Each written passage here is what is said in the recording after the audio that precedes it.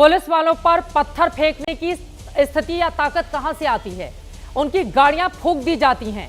कौन देता है ताकत ऐसे लोगों को? कार्रवाई के नाम पर लीपापोती की क्या कोशिश नहीं की जा रही है? मनोज काका जी, मैं आपके पास आऊंगी, गौरव भाटिया जी उसके बाद मैं आपके पास आऊंगी। मनोज काका जी, आप लोग जिस वक्त बिल का विरोध कर रहे हैं और अखिलेश यादव जी का बयान भी हमने सुनाया, वो समर्थन कर रहे हैं ममता बनर्जी का और कह रहे हैं कि बीजेपी ही दंगा करवा रही है, लेकिन आदिवासी समूहों की ओर से वक्फ कानून का समर्थन किया जा रहा है। उनका यह कहना है कि नए वक्फ संशोधन कानून की धारा 3E अनुसूचित जनजाति के लोगों की जमीन को वक्फ की संपत्ति घोषित करने पर रोक लगाती है। उनके हितों की रक्षा के लिए जरूरी प्रावधान है। उनकी चिंताएं बढ़ी हुई थी। आदिवासी लोग खुशी जता रहे हैं इसको लेकर। मनोज काका जी,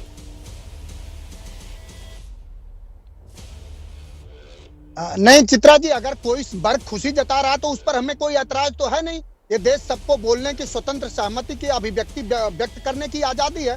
लेकिन जो राष्ट्रीय अध्यक्ष जी बात कर रहे हैं वो पूरी तरह से सही कर रहे हैं। इस देश में दंगों की अगर कोई फैक्ट्री है तो भारतीय जनता पार्टी है।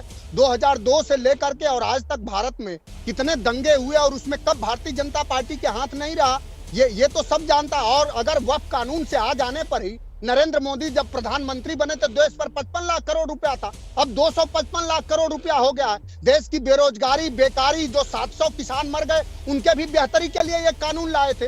तो लोगों को खत्म कर देना, बर्बाद कर देना, उनके हितों को, क्या इस देश का मुसलमान और संपूर्ण संपत्तियों में संपूर्ण देश पर उसकी भागीदारी नहीं है? क्या मुसलमान की समृद्धि सिर्फ वक्फ के कानून और वक्फ के संपत्तियों से होगी? यह प्रधानमंत्री से सवाल है। आप मुसलमान को दूसरे दर्जे का नागरिक क्यों समझते हैं? आप अगर मुसलमानों की आपको इतनी चिंता है तो आप बताइए कि मुसलमानों को कितने सांसद बनाया, विधायक बनाया। प्रधानमंत्री बताएं कि उनके पीएमओ में कितने मुसलमानों की नियुक्ति हुई। प्रधानमंत्री बताएं कि इस देश में मुसलमानों के लिए कितने विश्वविद्यालय खोले।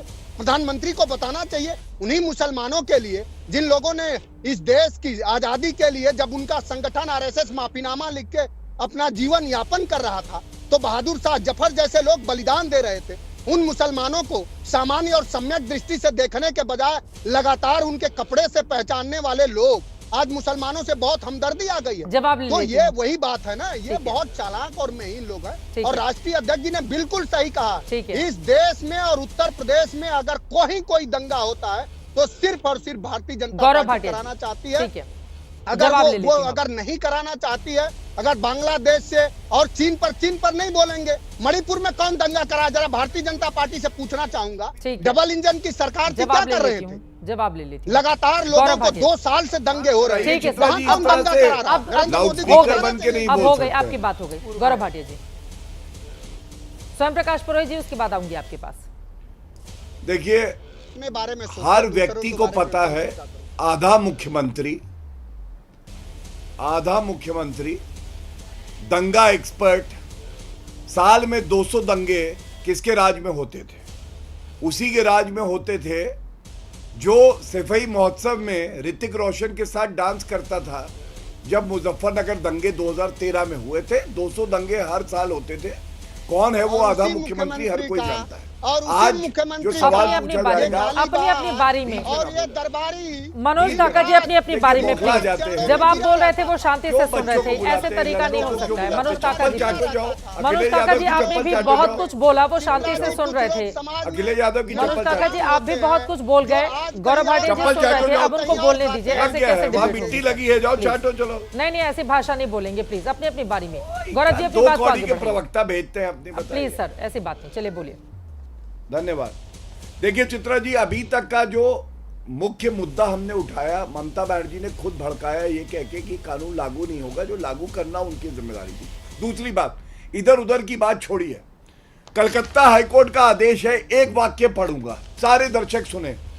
जब पैरामिलिट्री फोर्सेस केंद्र बल वहां लगाया तो क्या कहा कलकत्ता हाईकोर्ट ने? ये नकारा नहीं जा सकता है कि पश्चिम बंगाल राज्य के विभिन्न हिस्सों में, समुदायों में बार बार हिंसा की घटनाएं हुई हैं और आज तक बनी हुई चिंताजनक स्थिति को नजरअंदाज नहीं किया जा सकता। स्थिति गंभीर है और अस्थिर है। अब आप मुझे बताइए, ये ममता बनर्जी की विफलता है या नहीं है? बिल्कुल है। अपने सांसदों को, अपने मंत्रियों को रोक नहीं पाती हैं, खुद भड़काऊ बयान देती हैं और सबसे बड़ी बात है, ये कहती है धर्म से हस्तक्षेप हुआ है। तो मैं पूछना चाहता हूं, अरे धर्म है कि छुई मुई जो पेड़ होता है वो है? अगर एनआरसी लागू करो तो कहती है गृह युद्ध हो जाएगा, सीए आएगा तो हम लागू नहीं होने देंगे, यूसीसी यूनिफॉर्म सिविल कोड लागू नहीं होगा, उसके बाद आर्टिकल 370 धर्म के साथ हस्तक्षेप है। भैया शरिया से नहीं, संविधान से चलेगा ये देश, जान लेना। और मौलाना साहब बिना तथ्यों के आरोप ना लगाया करिए।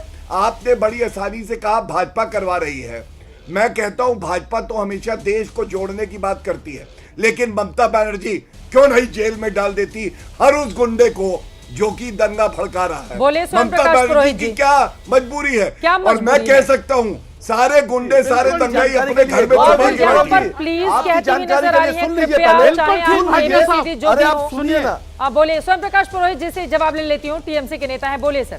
सुनिए ना, उनके जवाब आरोपों सुन पर। लीजिए ना। 221 लोगों को गिरफ्तार किया गया है मुर्शिदाबाद वायलेंस के अंदर। नहीं, बीच में कौन बोल रहा है? बीच में कौन बोल रहा है? मुझे जवाब दंगा देना है ना, हुआ बंगाल क्यों? के बारे में बात है। पलायन हुआ देखिए, क्यों? 221 लोगों को गिरफ्तार बीच किया में गया नहीं है बोल रहे, और सवाल जिन दो पूछ रहे, भाइयों ने पलायन हुआ, ये हत्या विफलता की। है कि सुनिए पहले, नहीं? सुनिए ना। अरे आप सुनिए, बहुत झूठ बोल रहे हैं आप। सुन लीजिए पहले।